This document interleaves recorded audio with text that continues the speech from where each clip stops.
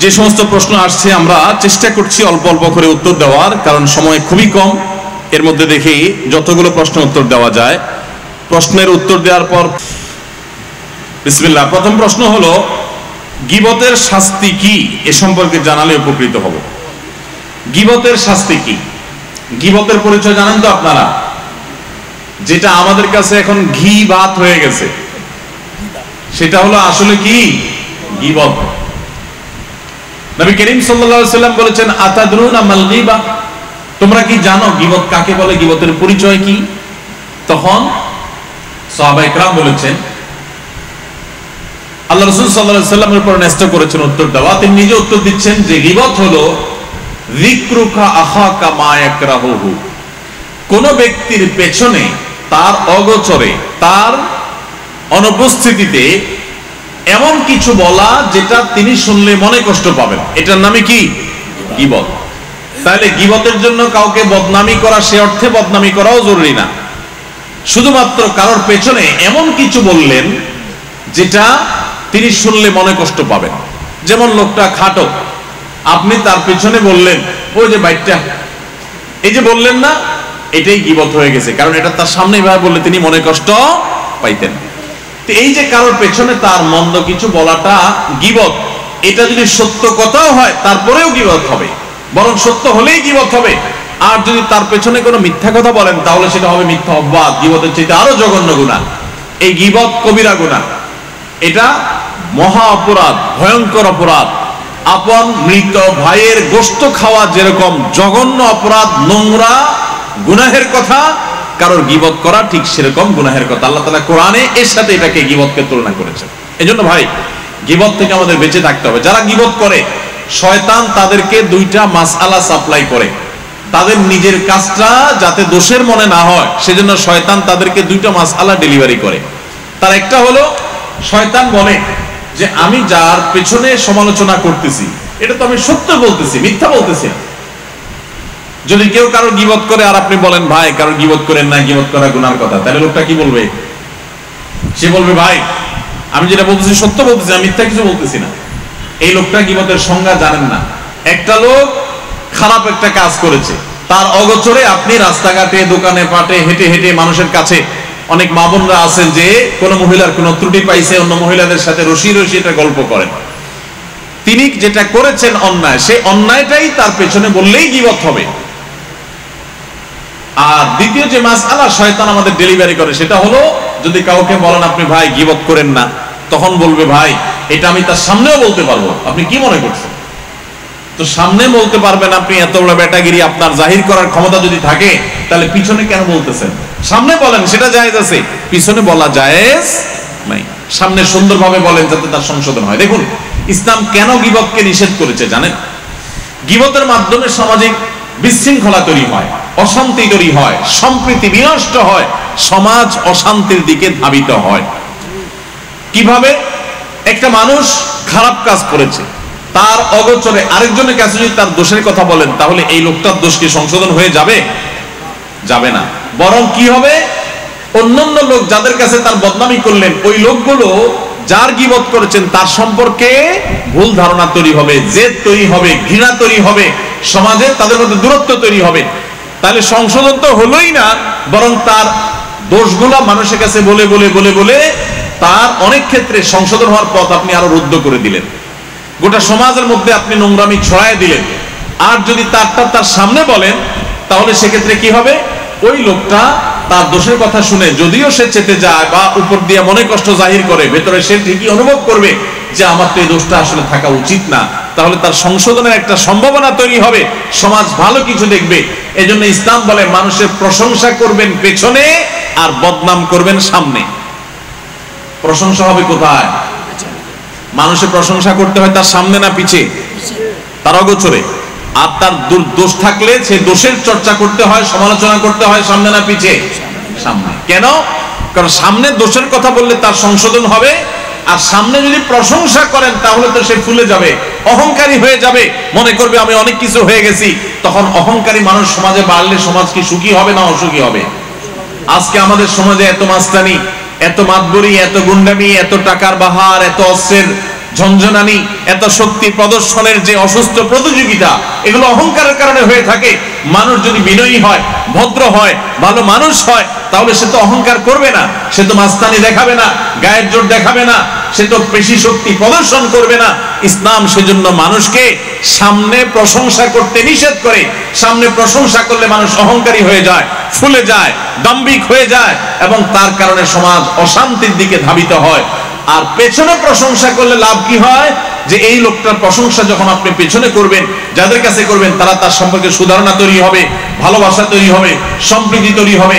মাশাআল্লাহ, তার ভিতরে এই গুণটা আছে, আমার জানা ছিল না, তাহলে তার প্রতি একটা হৃদ্যতা তৈরি হবে।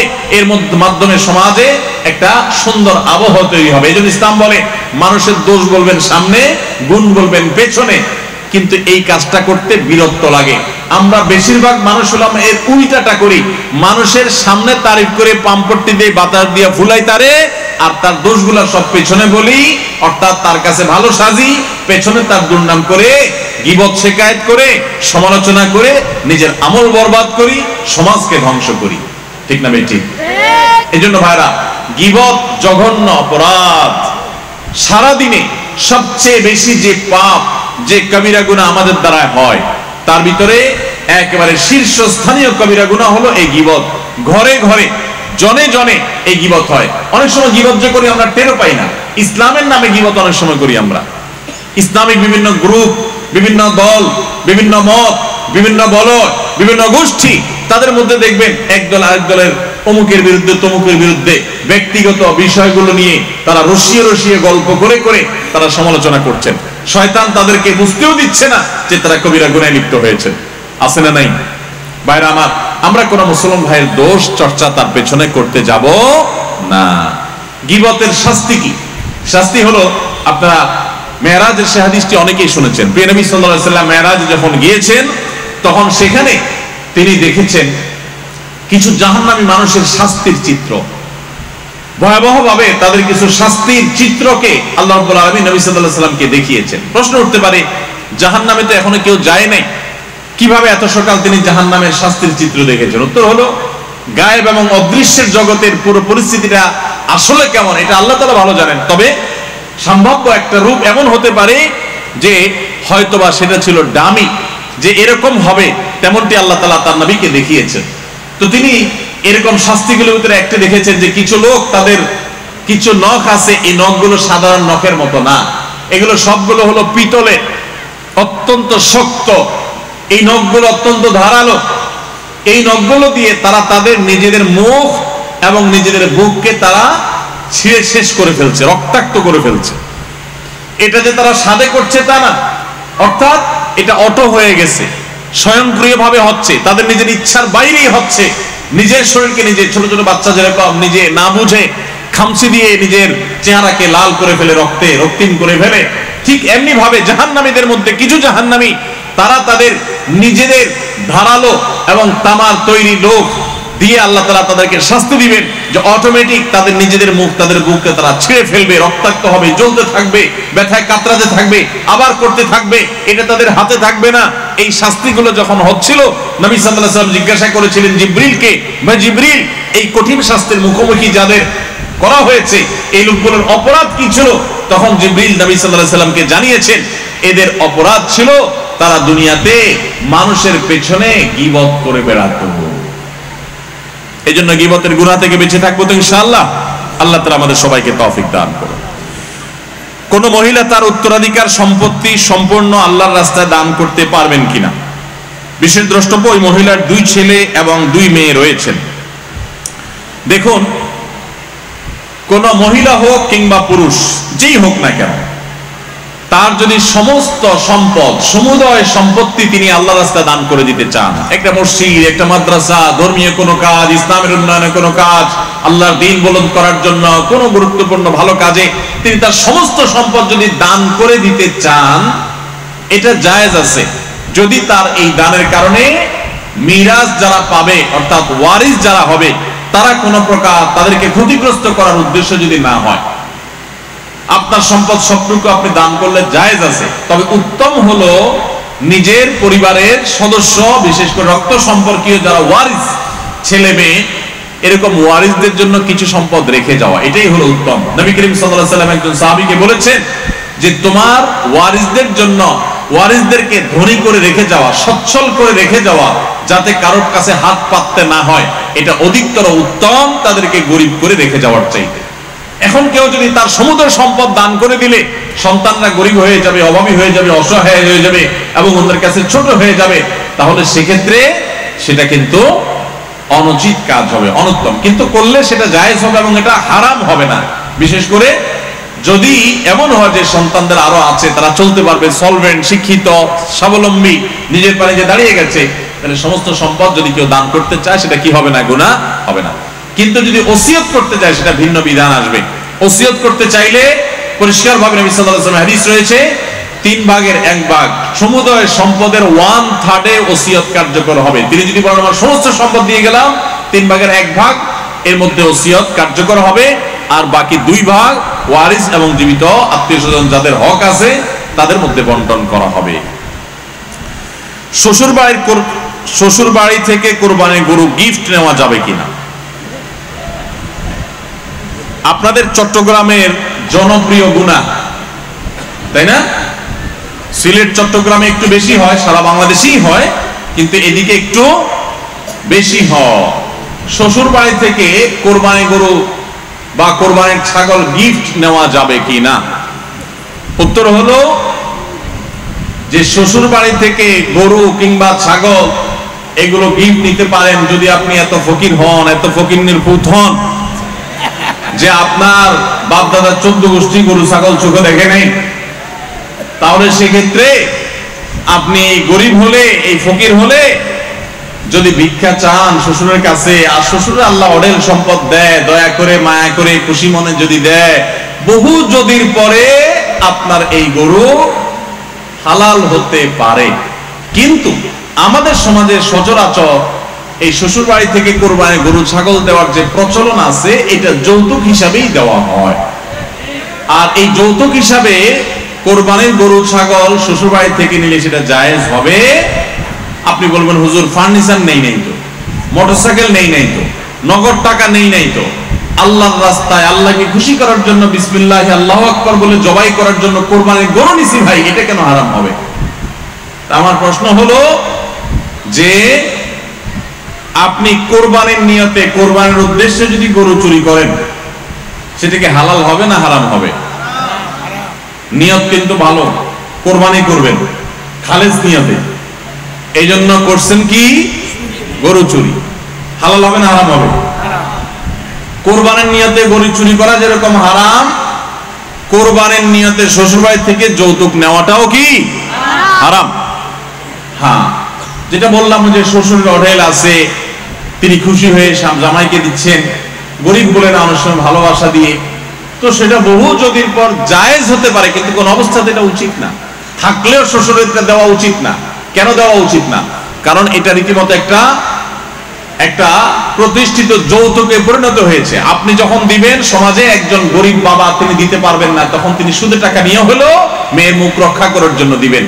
যে সমস্ত ফ্যামিলিতে ছেলের বউকে কোরবানির গরু, কোরবানির ছাগলের জন্য চাপ দেন, আপনার জীবনে গোশত এত কম খাইছেন, এত গরিব মানুষ আপনি।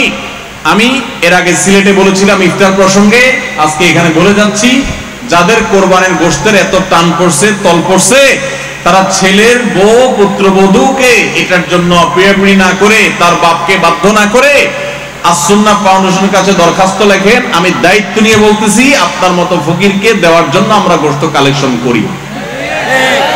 প্রতি বছর আমরা শত শত গরু ছাগল সারা দেশে জবাই করি। আপনাদের এই চট্টগ্রামে, সাতকানিয়াতেও আমাদের গরু ছাগল জবাই হয়। আপনি যদি এলাকার মানুষ হন আর এত গরিব মানুষ হন, তো আল্লাহর হস্তে আমাদের সাথে যোগাযোগ করে বলেন যে হুজুর আপনারা আল্লাহর হস্তে আস-সুন্নাহ ফাউন্ডেশন থেকে গোশত না দিলে আমি কিন্তু শ্বশুর বাড়ি থেকে আদায় করব, তাহলে আপনাকে আমরা ঠিকই গোশত দেব ইনশাআল্লাহ। তাহলে আল্লাহর হস্তে ভিক্ষা করবেন, সেটা অনেক বেশি আপনার তুলনামূলকভাবে উত্তম হবে শ্বশুর বাড়ি থেকে যৌতুক নিয়ে গরু ছাগল কোরবানি দেওয়ার চাইতে। আল্লাহ তাআলা আমাদেরকে বুঝার তৌফিক দান করুন। এই যৌতুকের বিরুদ্ধে আমাদের সংগ্রাম করতে হবে। অনেক ফ্যামিলিতে আছে যে বলে যে আসলে আমরা তো চাই নাই, আমার শ্বশুর বাড়ি থেকে বা আমার ব্যয় হিসাব খুশি হয়ে দিচ্ছেন, জোর করে দিচ্ছেন, আমি নিতে চাই নাই। ভাই, এখন এমন একটা সময় আমরা আসছি, এখন ঘুষ আর যৌতুক এই দুই জিনিস সবাই খুশি হয়ে দেয়। বুঝেন নাই কথা? ঘুষ আর যৌতুক এই দুইটা মানুষ কি হয়ে দেয়? খুশি মনে দেয়। কারণ বেজার মনে যদি দেয় তাহলে তো খবর আছে। বুঝেন নাই? আমি কয়েকদিন আগে মক্কায় আমাকে এক ভাই, এই চট্টগ্রামেরই সম্ভবত এক ভাই আমাকে বললেন যে আমাদের ওই যে একটা বক্তব্য ছিল সিলেটের, যে কারোর যদি এত ইফতারের টান থাকে তো শ্বশুর বাড়িতে অর্থাৎ মেয়ের বাবার বাড়িতে ইফতার না চেয়ে আসুন্নাহ ফাউন্ডেশনের কাছে ইফতার চান। এই কথা কেউ কোনোভাবে লিখছে, সেটা ইমো বা এরকম কোনো জায়গাতে স্টোরি হয়ে গেছে, নিজের অজান্তে হয়তো টিপাটিপি করে স্টোরি হয়ে গেছে। তো যার স্টোরিতে ওটা ঝুলতেছে ওই লোকটা আবার কোনো মেয়ের বাবা। তো সেই বেচারা মেয়ের শ্বশুর বাড়িতে খুব ধুমধাম করে ইফতার আইটেম গুলো কিনে কিনে পাঠাইছে মেয়ের সুখের জন্য। তো তার ব্যয়সাবরা ইফতারের আইটেম গুলো যখন গ্রহণ করতেছে, একই সময় তারা আবার দেখছে এই লোকের ইমোতে আমাদের ওই কথা লেখা যে ইফতারের তল পড়লে ফাউন্ডেশনের কাছে ভিক্ষা চান। তখন তারা ওই ইফতারের সবগুলো আইটেম নাকি ফেরত পাঠাইছে, সত্য ঘটনা, সবগুলা ফেরত পাঠাইছে। বলে যে আপনারা একদিক দিয়ে ইফতার দিবেন, আবার আরেক দিয়ে আমাদেরকে অপমান দিবেন ওই লোকের কথা দিয়া। এটা তো হয় না। তো আলহামদুলিল্লাহ, ঠেলায় পড়ে হোক, ইচ্ছায় হোক, অনিচ্ছায় হোক, যৌতুক সেটা ইফতারের নামে হোক আর কোরবানির নামে হোক আর খাট ফালানোর নামে হোক, এটা আলহামদুলিল্লাহ বন্ধ হচ্ছে। এটি আমাদের জন্য সান্ত্বনার বিষয়, আনন্দের বিষয়। ভাইরা আমার, যারা মনে করেন যে খুশি হয়ে ব্যয় হিসাব দিছে, খুশি হয়ে ব্যয় হিসাব দিছে, কেন আপনার ব্যয় হিসাব আমারা দিতে পারেন? আপনারা কেন দেয়?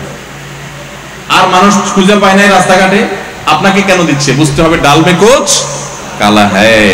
আপনাকে সাদে দিচ্ছে না, ওই মেয়েটার সুখের জন্য দিচ্ছে। জানে আপনি ऐसा ছোট লোক না দিলে উপর দিয়ে কিছু না বলেন, মেয়েটার কষ্ট হবে, তাকে নানাভাবে কষ্ট দিবেন। আপনি না দেন আপনার আত্মীয় স্বজন দিবে, অন্য মহিলারা খোঁচাবে এবং তার মুখটা ছোট হবে।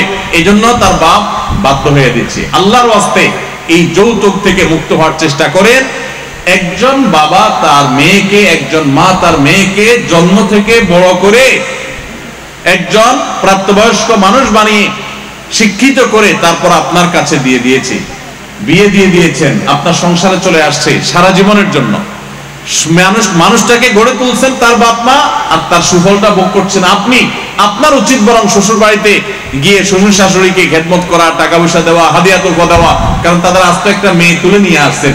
কত বড় ছোট লোক হলে তারা আস্ত একটা মেয়ে তুলে দিচ্ছে, আবার সাথে আপনি যৌতুক আশা করেন। এই সমস্ত কুপ্রথার বিরুদ্ধে আমরা সংগ্রাম করবো তো ইনশাআল্লাহ। কারা কারা শ্বশুর বাড়ি থেকে গরু ছাগল নেবেন? হাত তোলেন।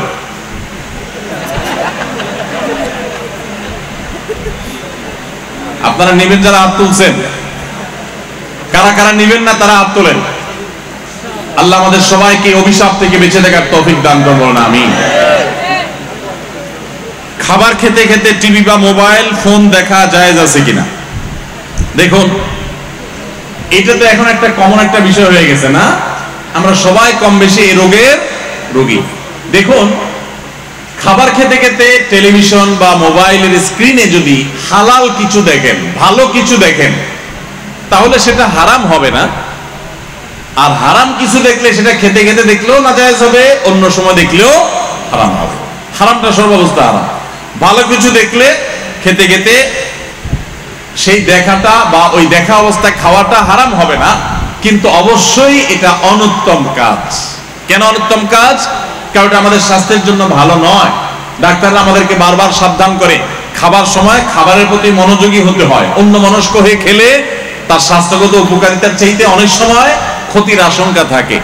তো এই জন্য এটা এমনিতে অনুচিত। তাছাড়া এটা নেশার লেভেলে চলে গেলে, এডিকশন লেভেলে চলে গেলে, আসক্তির লেভেলে চলে গেলে তখন মানুষ এরকম করে।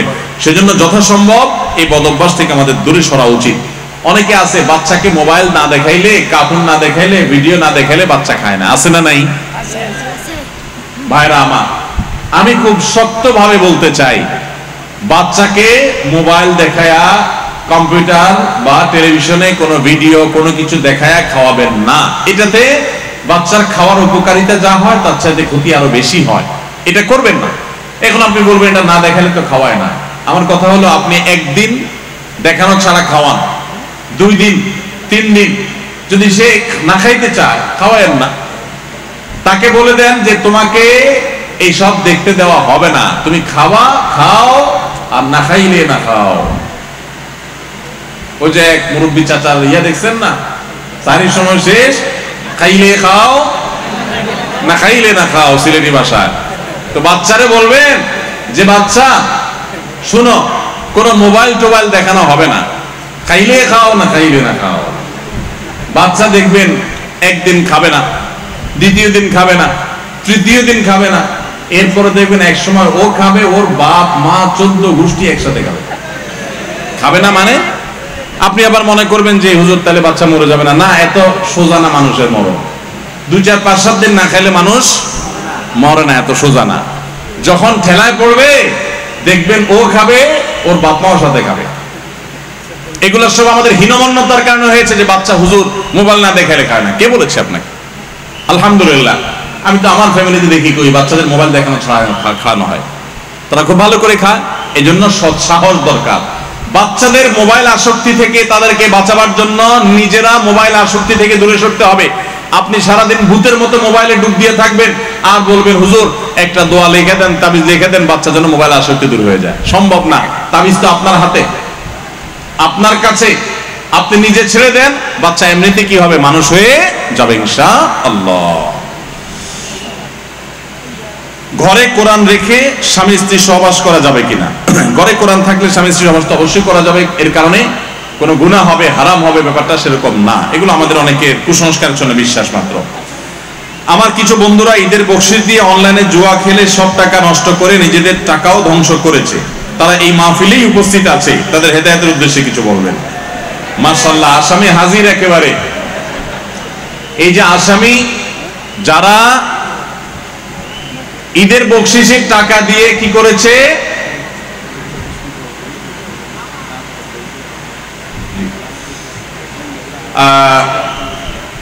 যারা ঈদের বকশিশের টাকা দিয়ে তারা জুয়া খেলেছেন, হারাম কাজে ব্যয় করেছেন, সন্দেহাতীত ভাবে তারা অপরাধী, তারা পাপিষ্ঠ এবং তারা গুনাহগার। আমাদের যে সমস্ত যুবক বন্ধুরা এই সমস্ত হারাম কাজে লিপ্ত হয়েছেন, অন্যায় কাজে লিপ্ত হয়েছেন, তাদের উচিত তওবা নাসুহা করা, তাদের উচিত অন্যায় থেকে ফিরে আসা, তাদের উচিত আল্লাহর কাছে ইস্তেগফার করা। কারণ জুয়া এটা শয়তানি কর্মকাণ্ড। আল্লাহ সুবহানাহু ওয়া তাআলা বলেছেন, ইন্নাল খামরু ওয়াল মাইসিরু ওয়াল আনসাবু ওয়াল আজলামু রিজসুম মিন আমালি শাইতানি ফাজতানিবু। নিশ্চয়ই শয়তানের কর্মকাণ্ড হলো মদ এবং জুয়া, এই বিষয়গুলো। কি সমস্যা? কি সমস্যা?